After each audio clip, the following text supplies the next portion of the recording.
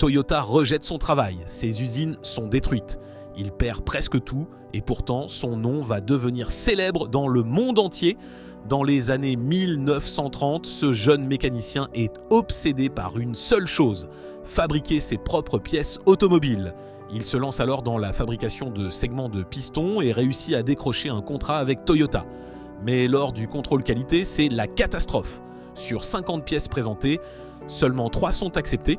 Il pourrait abandonner, mais au lieu de ça, il retourne étudier la métallurgie et passe des années à perfectionner sa technique. Et ça finit par fonctionner. Son entreprise devient fournisseur de Toyota et commence à produire des pièces en grande quantité.